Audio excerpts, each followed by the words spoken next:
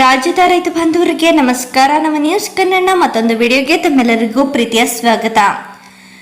ರಾಜ್ಯದ 19 ಲಕ್ಷ ರೈತರಿಗೆ ಬೆಳೆ ವಿಮೆ ಡಿಬಿಟಿ ಮೂಲಕ ಜಮೆಯಾಗಿದೆ. ಹೌದು, ನಿಮ್ಮ ಮೊಬೈಲ್ನ ಮುಖಾಂತರವೇ ನೀವು ನಿಮ್ಮ ಖಾತೆಗೆ ಹಣ ಜಮೆ ಆಗಿದೆಯೋ ಇಲ್ಲವೋ ಎಂಬುದನ್ನು ತಿಳಿದುಕೊಳ್ಳಬಹುದಾಗಿದೆ. ಹೌದು, ಇದರ ಬಗ್ಗೆ ಸಂಪೂರ್ಣ ಮಾಹಿತಿಯನ್ನು ಈ ವಿಡಿಯೋದಲ್ಲಿ ನೋಡೋಣ. ಈ ವಿಡಿಯೋ ತಪ್ಪದೆ ಕೊನೆವರೆಗೆ ನೋಡಿ ಮತ್ತು ನಮ್ಮ ವಿಡಿಯೋ ಇಷ್ಟವಾದರೆ ಲೈಕ್ ಮಾಡಿ ಮತ್ತು ಶೇರ್ ಮಾಡಿ ಮತ್ತು ಇದರ ಹೆಚ್ಚಿನ ಮಾಹಿತಿಯನ್ನು ತಿಳಿಯಲು ನಮ್ಮ ಚಾನೆಲ್ ಅನ್ನು ತಪ್ಪದೆ ಸಬ್ಸ್ಕ್ರೈಬ್ ಮಾಡಿ. ರಾಜ್ಯ ಸರ್ಕಾರವು ಅಗತ್ಯ ಇರುವಂತಹ ರೈತರಿಗೆ ಬೆಳೆ ವಿಮೆಯನ್ನ ಬಿಡುಗಡೆ ಮಾಡುವುದರ ಮೂಲಕ ಕೃಷಿ ಚಟುವಟಿಕೆಯನ್ನ ಉತ್ತೇಜಿಸಲು ಸಹಕಾರಿಯಾಗಿದೆ. ಹೌದು, ಮಾರ್ಚ್ 31, 2024 ಒಳಗೆ ರೈತರ ಖಾತೆಗೆ ಹಣವನ್ನ ವರ್ಗಾವಣೆ ಆಗುತ್ತದೆ ಎಂದು ಸಚಿವರು ತಿಳಿಸಿದ್ದಾರೆ. ಹೌದು, ಪ್ರಧಾನ ಮಂತ್ರಿ ಫಸಲ್ ಬಿಮಾ ಯೋಜನೆಯ ಅಡಿಯಲ್ಲಿ ಸುಮಾರು 25 ಲಕ್ಷಕ್ಕಿಂತ ಅಧಿಕ ರೈತರು ನೋಂದಾಯಿಸಿಕೊಂಡಿದ್ದಾರೆ. ಹೌದು, ನೋಂದಾಯಿಸಿಕೊಂಡಿರುವಂತಹ 8 ಲಕ್ಷ ರೈತರಿಗೆ 600 ಕೋಟಿ ಹಣವನ್ನ ಬಿಡುಗಡೆ ಮಾಡಲಾಗಿದೆ ಮತ್ತು ಉಳಿದ 800 ಕೋಟಿ ಹಣವನ್ನ ಮಾರ್ಚ್ ತಿಂಗಳ ಅಂತ್ಯದ ಒಳಗೆ ಬಿಡುಗಡೆ ಮಾಡಲಾಗುವುದು ಮತ್ತು ಪ್ರತಿಯೊಬ್ಬ ಫಲಾನುಭವಿ ರೈತರು ಈ ಯೋಜನೆಯ ಪ್ರಯೋಜನವನ್ನ ಪಡೆದುಕೊಳ್ಳಬಹುದು ಎಂದು ವರದಿಯಲ್ಲಿ ತಿಳಿಸಿದ್ದಾರೆ. ಸಾಮಾನ್ಯವಾಗಿ ರೈತರು ತಮ್ಮ ಫಸಲನ್ನ ಚೆನ್ನಾಗಿ ಬರುವುದಕ್ಕಾಗಿ ಕೃಷಿ ಭೂಮಿಯಲ್ಲಿ ದುಡಿಯುತ್ತಾರೆ.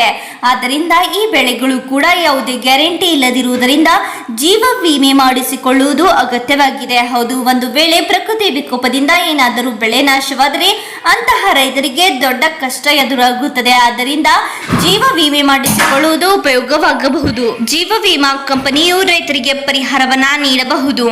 ಬೆಳೆ ವಿಮೆ ಹಣವು 25% ರೈತರಿಗೆ ಲಭ್ಯವಾಗುತ್ತದೆ.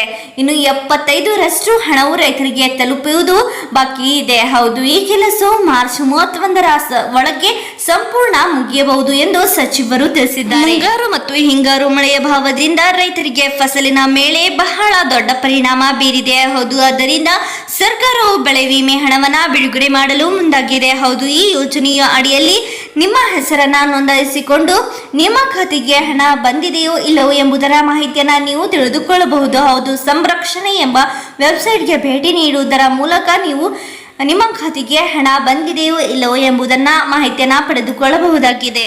ಪ್ರತಿ ಹೆಕ್ಟರ್ಗೆ 25,000 ಬೆಳೆ ವಿಮೆ ಜಮಾ ಆಗುತ್ತದೆ. ಹೌದು, ನಿಮಗೆ ತಿಳಿದಿರುವ ಹಾಗೆ ಕರ್ನಾಟಕದಲ್ಲಿ 2023 ವರ್ಷದಲ್ಲಿ ಮುಂಗಾರು ಮತ್ತು ಹಿಂಗಾರು ಸಂದರ್ಭದಲ್ಲಿ ಸರಿಯಾದ ಸಮಯಕ್ಕೆ ಮಳೆ ಆಗದೆ ಇರುವ ಕಾರಣದಿಂದ ರೈತರ ಬೆಳೆ ನಾಶವಾಗಿದ್ದು ಇದರಿಂದ ರೈತರಿಗೆ ದೊಡ್ಡ ಸಂಕಷ್ಟ ಎದುರಾಗಿದೆ ಅಂತ ಹೇಳಬಹುದಾಗಿದೆ. 2023ನೇ ಸಾಲಿನಲ್ಲಿ ಅರ್ಜಿ ಸಲ್ಲಿಸಿದಂತಹ ರೈತರಿಗೆ ಮಾರ್ಚ್ ತಿಂಗಳ ಕೊನೆಯ ವಾರದಲ್ಲಿ ಬೆಳೆ ವಿಮೆಯ ಹಣ ಜಮೆ ಮಾಡಲಾಗಿದೆ.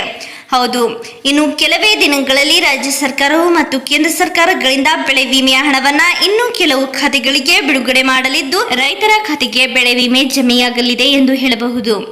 ಇಂದಿನ ನಮ್ಮ ಈ ವಿಡಿಯೋದಲ್ಲಿ ಉತ್ತಮ ಮಾಹಿತಿಯನ್ನ ನಿಮಗೆ ದೊರೆತಿದೆ ಎಂದು ಭಾವಿಸುತ್ತಾ ನಮ್ಮ ಈ ಒಂದು ಮಾಹಿತಿ ನಿಮಗೆ ಇಷ್ಟವಾಗಿದ್ದರೆ ನಿಮ್ಮ ಸ್ನೇಹಿತ ಮಿತ್ರ ಅಥವಾ ನಿಮ್ಮ ಬಂಧುಗಳೊಂದಿಗೆ ಶೇರ್ ಮಾಡಿಕೊಳ್ಳಿ. ಧನ್ಯವಾದ.